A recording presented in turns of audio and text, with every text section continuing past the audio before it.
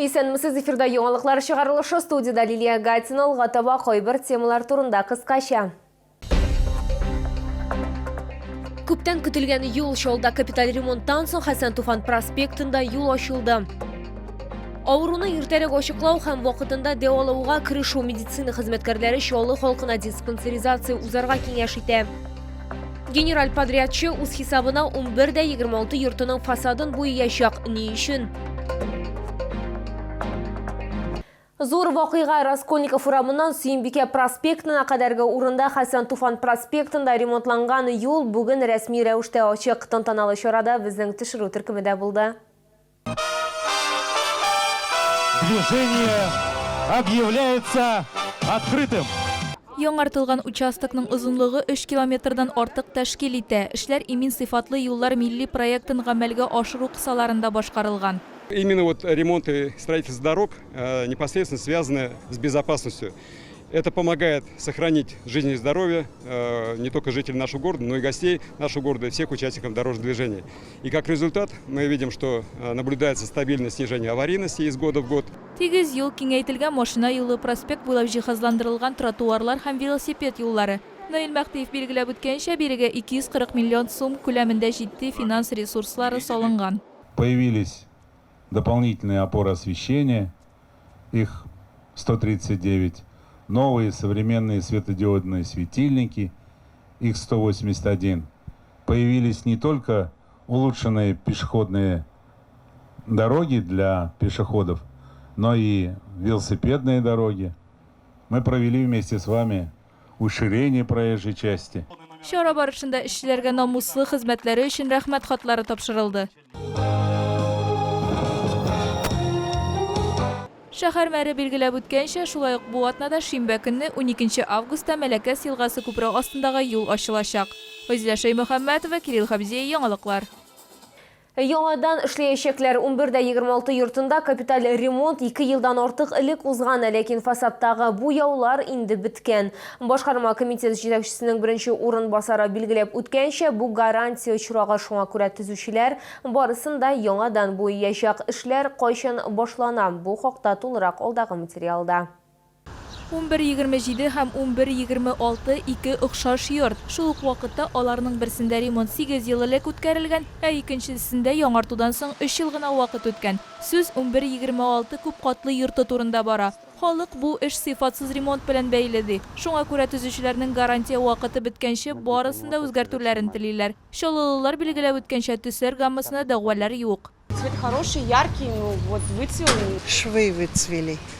А тут-то еще как бы мозаика и очень хорошо смотрится. Тут, знаешь, 2 раза красили. Если гарантийный случай, то, конечно, надо делать. Бу хәлне игътибарсыз калдырмаучылар биредә яшәүчеләр генә түгел, башкарма комитет җитәкчесенең беренче урынбасары Илья Зуев та килеп туган хәлгә аңлатма бирде. За моей спиной 2 многоквартирных высотных дома, 1127 и 1126. Оба дома прошли через программу капитального ремонта по виду работ ремонт фасада. Один в 2015 году, второй в 2020 году. Гарантийный случай налицо. Бу генераль подрядчы 11-26 йортын үз хисабына яңадан буяячак дигәнне аңлата. Димәк, халыкка эшләрне төзәтү өчен өстәмә акча кертергә кирәк булмаячак. Хәзерге вакытта буяулар сатып алынган. Эшләр 8 августтан башланачак. Фазилә Шәймөхәммәтова, Искәндәр Мирзагитов, Ленар Султанов, яңалыклар. Ауруны иртә ачыклау һәм дәвалауга кирешү бу диспансерлаштыруның төп максаты. Тик элеккегечә кайбер чаллылар бу процедурага аз игътибар күрсәтәләр дип билгеләп үтә медицина хезмәткәрләре. Ни өчен диспансерлаштыру кирәк һәм сәламәтлекне озак саклар өчен нәрсәне белергә кирәк? Фазилә Шәймөхәммәтова сөйләячәк.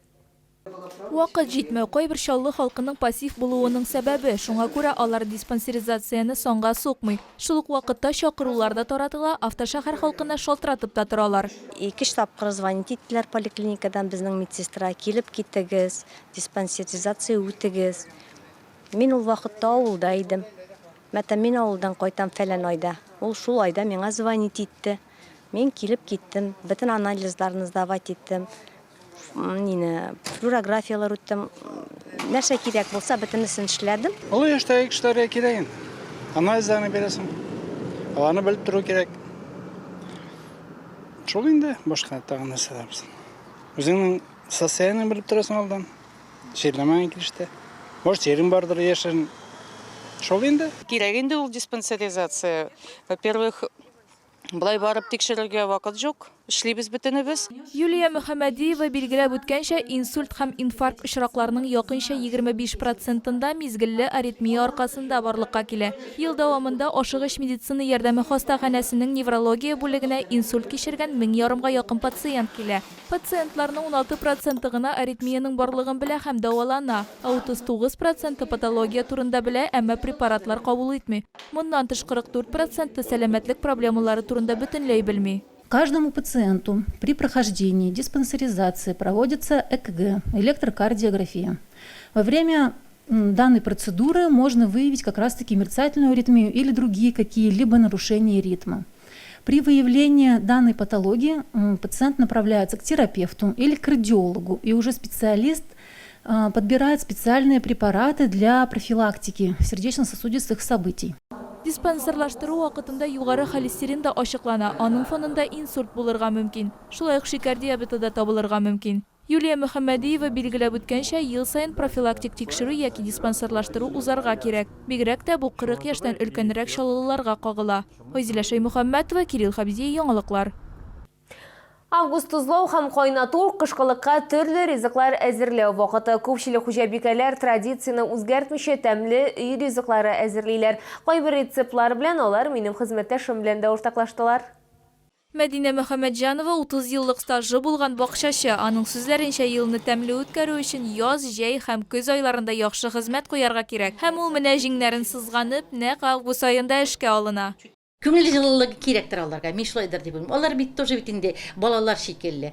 Алар бит җиргә утыртасың да үзеңнең җимешең булгач, аларны тоже кадерләп үстерәсең. Бер нәрсә менә сипкәнем юк. Мәдинә Мөхәммәтҗанова өй эшләнмәләре буенча чын эксперт. Һәр нәрсәгә өлгерә, эшләргә дә, бакчаны карап тотарга да. Аның кулинария коллекциясендә йөзләгән төрле рецептлар бар. Алар аның җиңел кулы белән аппетитлы, гадәти булмаган үзенчәлекле ризыкка әверелә. Махсус шундый помидорларның сортларын утыртам, дрова дигән ул, бит анарда аның жидкесе эс помидорда. Шуның өчен ул нигә менә шундый вяленыйга бара ул. Менә алар менә шушы туримдагын, аннан соң өстенә менә шушы итальянский менә шушы тәмләткечләрне өстенә генә сибеп җибәрәм дәген, и аннан соң инде киптерергә куям. Уңыш яхшы, шуңа күрә әзерләгән әйберләр ел буена җитәчәк ди чаллылы. Хәтта якыннарны да сыйлап булачак. Файзилә Шәймөхәммәтова, Ленар Султанов, яңалыклар. Бу сезгә җиткерәсе соңгы мәгълүматыбыз иде. Мин Лилия Гатина, сезнең белән сау булашам. Исән-имин булыгыз.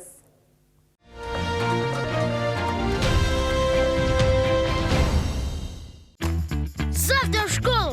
Вот что мне нужно! Порой очень быстро нужно что-то такое. В любой непонятной ситуации заходите на Казань-Экспресс. Мама, завтра в поход! Мне нужно все!